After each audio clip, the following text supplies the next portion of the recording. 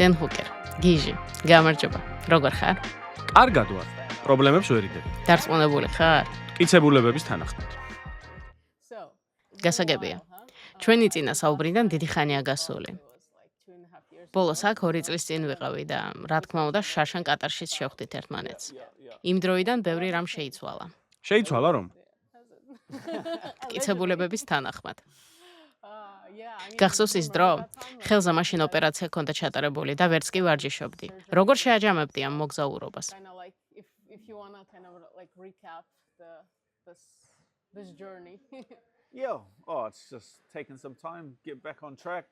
ჩვეულ ფორმაში დაბრუნებას დრო დასჭირდა.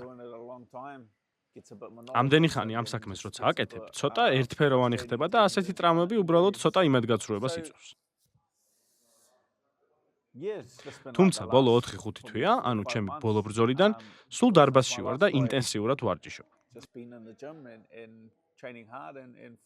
და ვცდილობ გამოვასწორო ის, რასაც აქამდე საკმარისი სერიოზულობით არ ვეკიდებოდი. მაგალითად, ზოგადი ფიზიკური ფორმა, მატებზე გატარებული დრო და ზოგადი ფიზიკური მომზადება. ბოლო რამდენიმე თვეა კამერებისა და კაშკაშა შუქების გარეშე უბრალოდ დარბაზში ვიყავი და ვინარჩუნებდი ფორმას. მზად ვიყავი შესაძლებლობებისთვის და როგორც ჩანს, მალე რაღაც შეიძლება გამოვიდეს კიდეც. დაახლოებით სექტემბერში ვგეგმავთ დაბრუნებას, რასაც მოუთმენლად ველი. ახლა უფრო კარგ ფორმაში ვარ, ვიდრე ჩემს ბოლო რამდენიმე ბრძოლაში. ასე რომ მოუთმენლად ველოდები. წყნარად და ფრთხილად? ჯანდაბას, მოხუცი ვარ, ხომ იცი? როდესაც მთელი ცხოვრება გალიაში იბრძვი, ეს სხეულზე აისახება. მაგრამ ცხადია, მეორე მხრივ, ამას დიდი გამოცდილება მოჰყვება და ვფიქრობ, ამ ახალგაზრდა ბიჭებს უბრალოდ გამოცდილების ხარჯზეც კი შემიძლია გაუმკლავთ.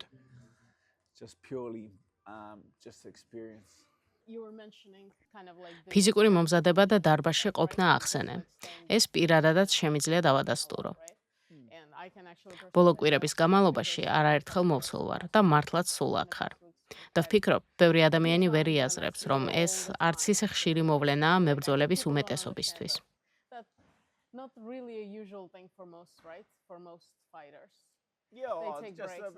კი, მაგრამ ბოლო რამდენიმე წელია ასევე. ცხადია, ბანაკში მუშაობ და რაღაც დავალებებს ასრულებ, მაგრამ გამარჯვებები და წაგებები სწორედ მაშინ იქმნება, როცა გარშემო კამერები და შუქები არ გაქვს. ცხადია, ბრძოლებს შორის ისვენებ და ტრამვების დიდი ფაქტორია. რთულია, როდესაც ვარჯიში და ფორმის შენარჩუნება ფიზიკურად არ შეგიძლია, რადგან ხან ოპერაცია გაქვს გაკეთებული, ხან რეაბილიტაციას გადიხარ. ასე რომ მიხარია, რომ ეს პერიოდი ჯანმრთელად ვარ და ფორმის შენარჩუნებაც მოვახერხე. გამოსაფხიზებლადაც კარგი იყო. ფიქრობ, ამ მატარებელს ლიანდაგებზე დავაბრუნებთ.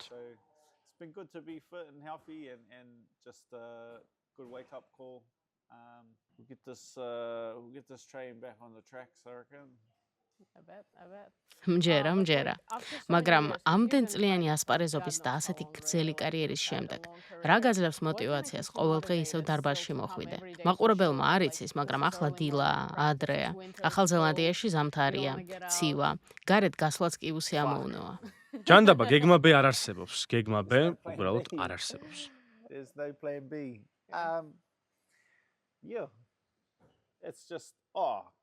როდესაც ამდენი ხანი იბრძვი, ეს უბრალოდ შენი ნაწილი ხდება. რთული რაღაცები ადვილდება. რა ვიცი, ყველაფერი საშინელება არ აქვს მნიშვნელობა სარბენად წავხვალ თუ აქ მოხვალ, უბრალოდ ცხოვრობს იღებ. მაგრამ როცა ამას დიდხანს აკეთებ, ეს უბრალოდ ბუნებრივი ნაწილი ხდება.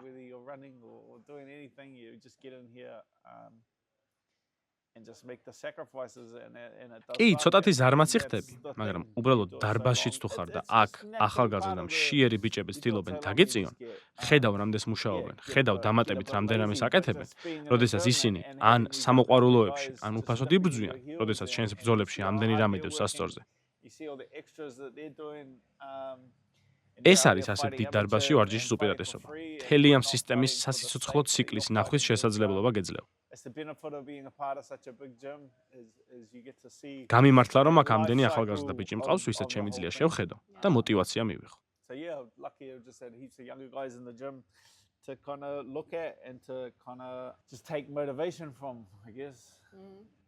ასევე, ახლანდელ სიტუაციას თუ შევხედავთ, შენი დივიზიონის ან უბრალოდ ამ თაობის მებრძოლებისგან, როგორიცაა დასტინი, კონორი, ისმის საუბარი იმ გამოწვევებზე, რომლებსაც შეეჯახნენ. მართალია ზოგმა კარიერა უკვე დაასრულა, შენ კი კვლავ უმაღლეს დონეზე ასპარეზობ, მაგრამ ცოტა მაინც არ გაშინებს? ჯანდაბაში წასულა ორივე. ეგ მხოლოდ შენზეა დამოკიდებული. გონება ძალიან ძლიერი რამეა. რა თქმა უნდა, თუ ფიქრობ, რომ ასპარეზობა და ჩხუბი აღარ გინდა, მაშინ ეს არც უნდა ქნა. მაგრამ კვლავ ახალგაზრდა კაცივით გძნობ თავს და არ გძნობ, რომ ფიზიკურად მაკლდება რამე. ჯანდაბა 19 წლიდან ნელი ვარ. რა ვქნა? ასია. ეს არასდროს ყოფილა რამე, რასაც ბრძოლებში ვეყრდნობოდი. ყოველთვის ჩემი ტექნიკისა და დროის შეგრძნების იმედზე ვიყავი. ასე რომ ეს ნაკლებად მადარდებს.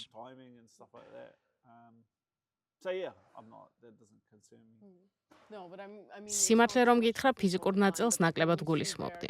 უბრალოდ მაინტერესებს, რას ფიქრობ, როდესაც ხედავ, მენტალურად როგორ უჭირთ ამ საქმისთვის თავის დანებება. უფრო აფასებ ამ ყველაფერს? ამიტომაც არც კი ვცდილობ სპორტიდან წასვლას, რადგან ვიცი, რომ ამის ნებისმიერი მცდელობა უბრალოდ დროის კარგვაა. ასე რომ რამდენიმე წელი ჯერ კიდევ დაგვრჩა. ნამდვილად დაგვრჩა.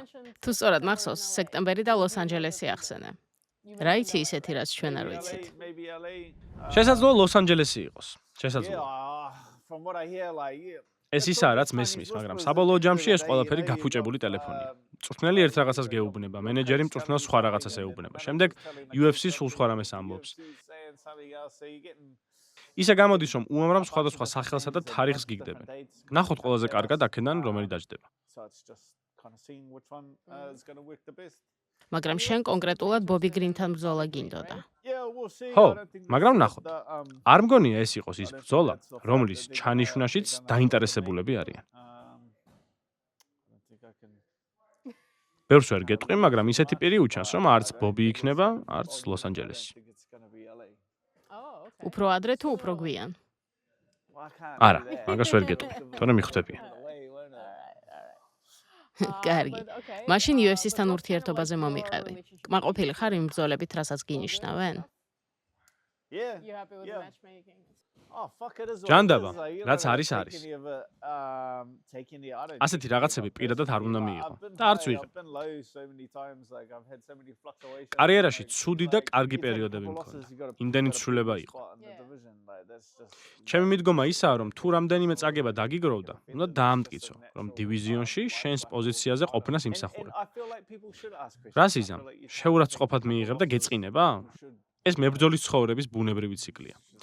ამას გარდა ვფიქრობ, რომ ხალხს შენში ეჭვის შეტანა უნდა შეეძლოთ. რამდენიმე მარცხი თუ დაგიგროვდა, ხალხმა უნდა დასვას კითხვა. საერთოდ რამდენად უნდა ასპარეზობდეს ამ დონეზე? იქნებ დროა კარიერა დაასრულოს. აბა სხვანაირად როგორ? ვიღაცას მივცეთ შესაძლებლობა 10 ჯერ წააგოს. ჩვენ კი ტაში დაუკრათ, მაგარია. ლეგენდა ხარ? ეს არ არის ჯანსაღი. არ არის უსაფრთხო და არ არის ცხოვრებისთვის პროდუქტიული. ასე რომ დიახ, როდესაც მებრძოლი ზიანის მიღებას და წაგებას იწყებს, ხალხს უნდა შეეძლოს მისთვის კითხვების დასმა. თუნდაც ეს კითხვები უსიამოვნო იყოს. ეს დაუნდობელი სპორტია და შესაბამისი დამოკიდებულებაც უნდა არსებობდეს.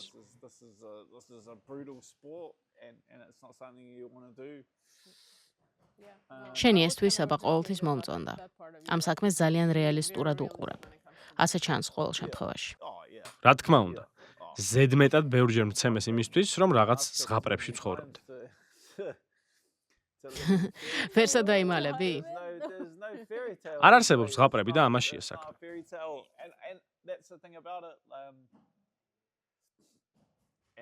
და რაც არ უნდა იყოს, საბოლოო ჯამში იმ ადამიანებს მივეკუთვნები, ვინც ამ საქმიანობით ბევრი ფული გააკეთა. საკუთარი ცხოვრების შეცვლა მოახერხე და ახლა ძალიანაც კომფორტულად ცხოვრობ. შეიძლება ვიღაც ჩემს კარიერას უყურებს და ფიქრობს, ეს ბიჭი რამდენჯერ სცემესო. მე კი ვარ იმ ადამიანების 1%-ში, ვინც ამით ფულს შოულობს. ასე რომ თუ ფიქრობთ, რომ ჩემი გზა რთულია, მაშინ დარჩით სკოლაში და ნორმალური სამსახური იპოვეთ. იმიტომ რომ ვიცნობ უამრავ ადამიანს, ვისაც ამ სპორტმა ბევრი რამ წაართვა. ვინც ვერაფერს მიაღწია, ვინც მძიმე ტრავმები მიიღო და სანაცვლოდ ფულის გაკეთების შანსიც არ მიეცა. ასე რომ, თუ არ ხარ მზად ამისთვის, თუ არ გიყვარს ეს საქმე იმდენად, რომ ეს ყველაფერი გადაიტანო, მაშინ ტყუილად იხარჯები.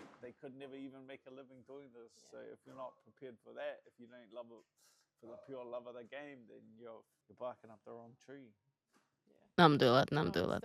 მაგრამ შენ ეს საქმე აშკარად გეყვარს, არა?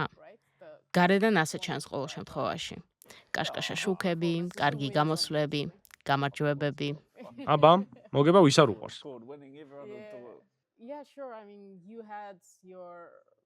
არაერთ გამოწვევას შეჯახებულ ხარ ოქტაგონში, მაგრამ გულშემატკივრების ერთ-ერთი ყველაზე საყვარელი მებრძოლი ხარ და ლეგენდადაც ითვლები. ასე რომ, თითქოს ერთი მეორეს აბალანსებს. როგორც უკვე ვთქვით, ამ სპორტში ყველაფერი ცვალებადია. აი, შენი დივიზიონიც რომ ავიღოთ. რამდენი რამ შეიცვალა განსაკუთრებით ბოლო 2 თვეში. აქამდე დაუმარცხებელი მებრძოლები აგებენ, როგორც ეს ილიას და გეიჩის შემთხვევაში მოხდა. ამ თემაზე შენთან საუბრის შესაძლებლობა ჯერ არც მქონია. ამის გარდა, გასულ უქმეებზე მაქსის და კონორის ბრძოლა იყო და კი 77-ში ჩხუბობდნენ, მაგრამ ფაქტობრივად მაინც მსუბუქწონოსნები არიან. პედი პიბლეცსა და BSD-ზე საუბარიც მინდოდა. მაგრამ მოდი თეთრი სახლით დავიწყოთ. ილიას და გეიჩის ბრძოლის შედეგი რამდენად გაგიკვირდა. Let's begin with the White House card and just like not Conor, but sorry, Ilya and Gaethje, and like, were you surprised with that outcome? I mean, it's just like that kind of stuff. უმაღლეს დონეზე ასეთი რაღაცები ხდება. ბრძოლის ბედი რამდენიმე წვრილმანმა შეიძლება გადაწყვიტოს.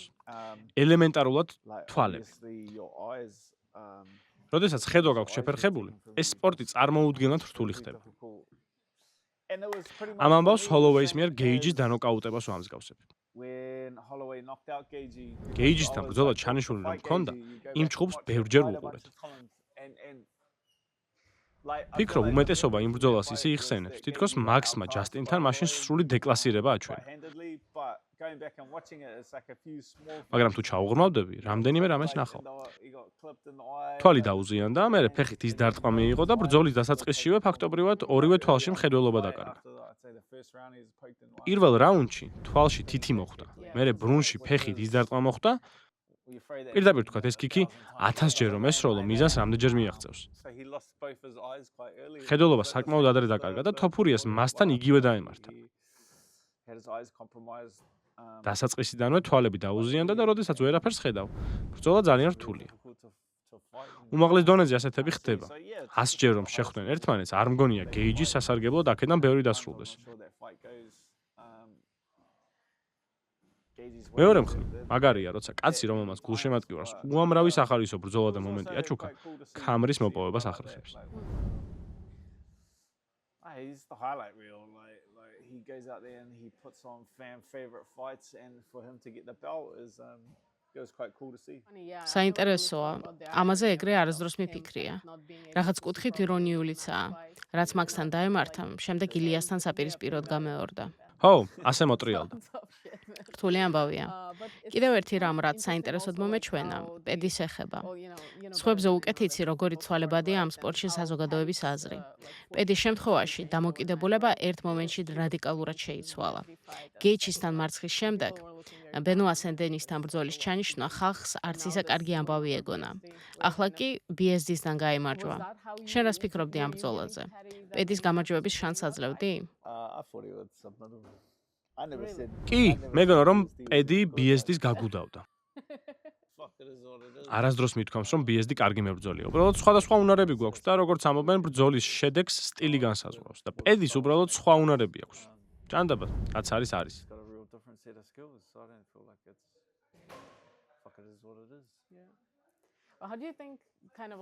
სხვებზე უკეთ გეცოდინება დივიზიონში ახლა რა სიტუაციაა? რას ფიქრობ, საბოლოოდ როგორ დაალაგდება? ჰოლოვეი გეიჩის რემატჩს ვიხილავთ, პედი გეიჩის თუ ილია გეიჩის? მთელი ამბავიც ამაშია. UFC ზუსტად ეს სურს. არ მოსწონთ, როდესაც ტიტულზე ერთი უდავო პრეტენდენტი არსებობს. როდესაც მოყვარულები კონკრეტულ ბრძოლას ელოდებიან, ამ ბრძოლაზე მოლაპარაკებები რთულდება, რადგან მაშინ ვიღაცისთვის მეტი ფულის გადახდა უწევთ. მაგრამ თუ 4 ან 3 კაცი გყავს, რომელთაც ქამარზე ჩხუბი შეუძლია, შეგიძლია ესენი ერთმანეთს დაუპირისპირო. მოლაპარაკებებს აუქციონივით ატარებენ და აკვირდებიან, ვინ ნაკლებ თანხას თანხდება. ასე რომ, ეს ის პოზიციაა, სადაც UFC-ს ყოფნა სურს. გაგიკვირდა, რომ ჯასტინმა კარიერა ეგრევე არ დაასრულა? არა, როგორც იქნა pay-per-view-დან დამატებით ფულს მიიღებს. აბა pay-per-view აღარ არსებობსო? არა, ტიტული თუ გაქვს, ამ ტიტულის ქონისთვის დამატებით რაღაცებს იღებ. მას შემდეგ, რაც წელზე ოქროს ქამალს შემოგახვევენ, ჰონორარი რადიკალურად იცვლება. იდეალურ შემთხვევაში ჯასტინი ალბათ კარიერის დასრულებას აპირებდა კიდეც, მაგრამ როდესაც ხელში ოქროს ბილეთი გიჭირავს, ყველაფერი სხვანაირი ხდება.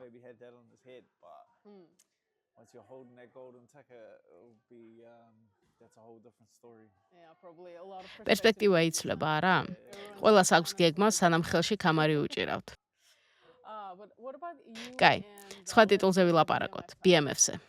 მიკვირს აქამდე მაგაზე როგორ არ გაჩხუბეს. კარგი რა, ამისთვის რამდენიმე ბრძოლა უნდა მოიგო, მაგრამ ამის შესაძლებლობა ყოველთვის იარსებებს. დაუბრუნდებით ახალი ძალებით, მოვიგებთ და ამის შანსიც იქნება. უბრალოდ თავად ეს ქამარიც თითქმის მოკვდა.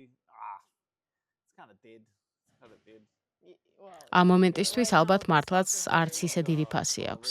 აბა რა იქნება? ოლივეირა გამოვიდა და BMF-ის ქამარზე გრეპლინგი გადაწყვიტა. მუხტიც მოკვდა. ამ ქამრის იდეა სულ სხვა რამეში იყო. იქნება უბრალოდ სათანადო გამოცოცხლება სჭირდება. ესეც შეიძლება, მაგრამ რას ვიზამთ? ოლივეირას ქამარს წავართმევთ? უბრალოდ ძალიან მიკვირს ამ სამიდან არც ერთთან ბრძოლა აქამდე როგორ არ შედგა. ვიცი, გეიჩისთან ჩხუბი ჩანიშნული იყო, მაგრამ ოლივეირასთან და მაქსთან არასდროს გიჩხუბია. უბრალოდ ვფიქრობ, რომ ეს ტიტული ვისაც ეჭირა, ყველასთან შენი ბრძოლა ძალიან მაგარი იქნებოდა. ცხადია, გეიჩი ახლა სრული ჩემპიონია და მასზე არ მაქვს საუბარი. ყველაფერი იქნება. გამოვასწორებ სიტუაციას და ასეც იქნება. ჯერა. ისე მაგზე რას ფიქრობ? მართლა დარჩება ქვესაშუალო ზონაში? არა, 77-ში არ დარჩება. დაბრუნდება ისევ 71 კილოგრამში. ქვემ სუბუქში ჩასვლა ალბათ უკვე არარეალისტურია, ასე რომ სუბუქში იქნება. დარბაზშიც ნამდვილ ქვესაშუალო წონოსნებთან როცა ვარჯიშობ, ეგრევე იაზრებ, რომ ქვესაშუალო წონოსანი არ ხარ. ნამდვილი ქვესაშუალო წონოსანი ზემოდან რომ გაწვება, მაგის გააზრებაც მალევე მოდის. კაი, შენი აზრით კონორი რას იზამს? არ ვიცი, UFC-ში ერთი ბრძოლა აქვს დარჩენილი და ამ კონტრაქტის ბოლომდე მიყვანას ეცდება. არ მგონია, მისთვის ეს სამყაროს დასასრული იყოს. რამდენი ხანია ამბობს, რომ კონტრაქტის დასრულება უნდა, რომ წავიდეს და კრივში იასპარეზოს. თავადაც ხომ ნახეთ, გამოვიდა და ეგრევე დაეცა. მაგრამ ამავდროულად მე რა? არც ცემეს, არც დიდი ზიანი მიუღია, არც ცხოვრების წლები მოაკლდა ამით. უბრალოდ მისი სხეული MMA-ს ვეღარ უმკლავდება. MMA ფიზიკურად ბევრად უფრო მომთხოვნია.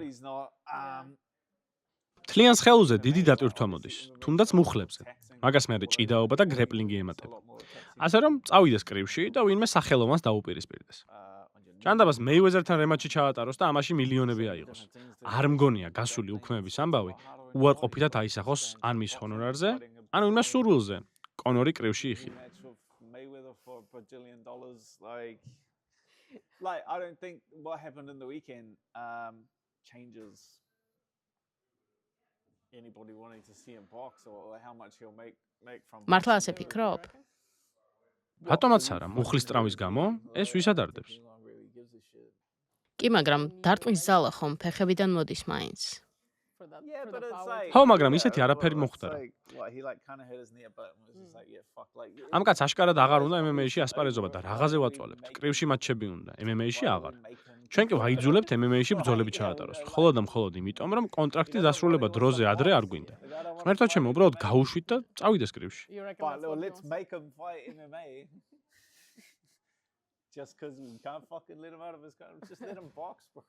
Fuck. ყველანი კი დავისვენებთ.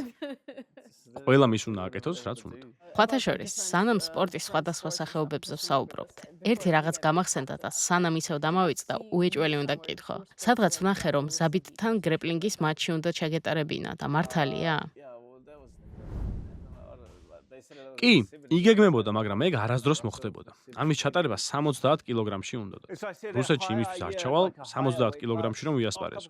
უფრო მაღალ წონაზე დავთანხმდი.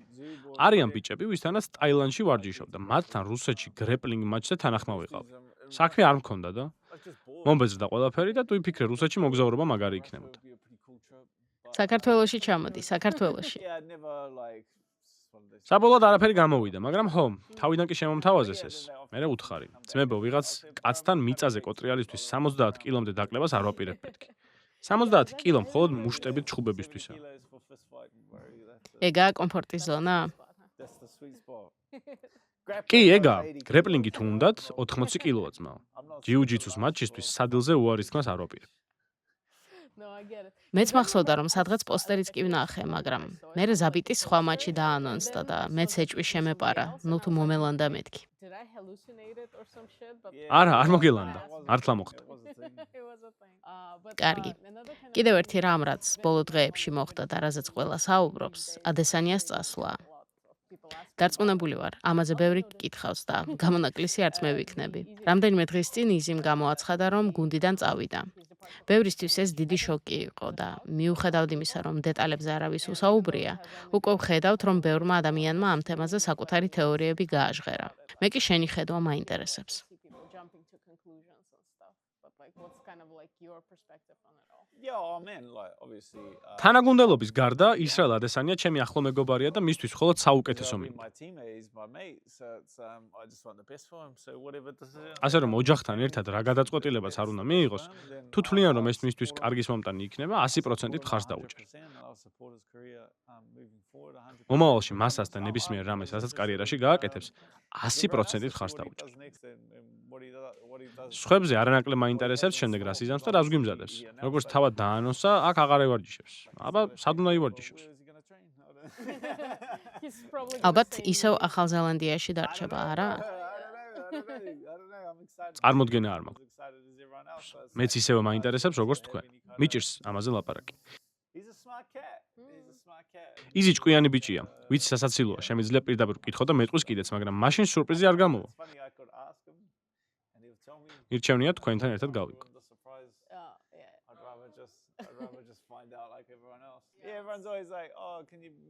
ვიღაცები სულ მეუბნებიან იქნებ ისრაელს ეს მიწეროო და ყოველთვის ვეუბნები, რომ მისი ნომერიც კი არ მაქვს. ერთმანეთს რეალურ ცხოვრებაში ხვდებით. ჩემი ნახვა თუ უნდა, ჩემთან სახლში მოდის. მე თუ მისი ნახვა მინდა, მე მასთან მივდივარ. სერიოზულად ამბობ, რომ მისი ნომერი არ გააქვს? არ მაქვს. არარსებული ამბავია. სულ მთხოვენ ისრაელს გადაეციო. თავად გადაეცით, მე ნომერი არ მაქვს. ხო, ალბათ ვიღაცისთვის უფრო მარტივი იქნება. ტელეფონზე საერთოდ არავის პასუხობ. ყველას ჩემი ნომერი კი აქვს, მაგრამ რასარგებელი თუ ზარებს არ პასუხობ და ვერავინ მეკავშირდება. აი შენ ჭკვიანი ხარ, პირდაპირ დარბაზში მოდიხარ და აქ პოულობ. ვინმეს ჩემი პოვნა თუ უნდა, დარბაზში მოვიდეს. არა, ეს გაკვეთილი დიდი ხნის წინ ვისწავლე. იუჯინს მილიონ მესიჯს წერ ხოლმე და არ არსებობს რამეზე ოდესმე მიპასუხოს. ამიტომაც პირდაპირ აქ მოვდივარ და იმაზე ვლოცულობ ხოლმე, რომ არ გამომაგდებს. იზი პირველად როგორ გაიცანი? გახსოვს საერთოდ?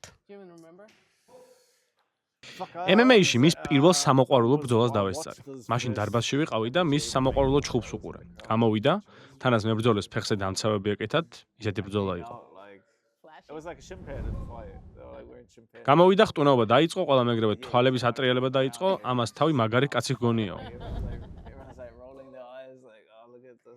მახსოვს ჯერ ხტუნაობდა, მერე მეტოქემს სამივე რაუნდი მიწაზე დააკავა და ყველას ეგონა რომ ამ ბიჭს ვეღარასდროს ვიხილავდით. რა ვიცოდით რომ MMA-ში თავად ისრაელ ადესანიას პირველ ჩხუბს ვესწრებოდ.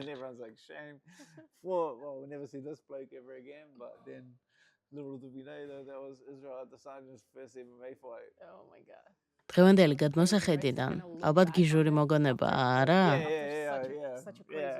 კი, სიგიჟია. იმის მერე საერთოდ არ შეცვლილა. ისევ ხტუნაობს, ტრაბახობს. არასდროს შეცვლილა. ბოდიში არც არაფრისთვის მოუხდია. ყველაფერი იდეალურადაა. ცხადი ამდენი წელი ერთად ვარჯიშობდით. დარბაზის გარეთაც ერთად ბევრი დრო გექნებათ გატარებული. მაგრამ ნომერი 1 მოგონება რა არის? ალბათ მელბურნის საღამო, როდესაც UFC 243-ზე ორივე ვიჩხუბეთ და მან უიტეკერი სატიტულო ბრძოლაში დაამარცხა. ეს განსაკუთრებული მომენტი იყო. მისი ეს გამოსვლა ყველას ახსოვს. კი, ესეც გიჟური ამბავი იყო. ჩვენ კი უკან ვიდექით და ჭკუაზე არ ვიყავით, გიჟებს გავდით. პრინციპში, როგორც დანარჩენები. ალბათ ეს ყველაზე მაგარი მოგონებაა, რაც ერთად გქონდა. მართლაც მაგარი იქნებოდა. ის ტურნირი ძალიან განსაკუთრებული იყო. დიდი იმედი მაქვს, რომ ახლო მომავალში მსგავს რამეს კიდევ ვიხილავთ.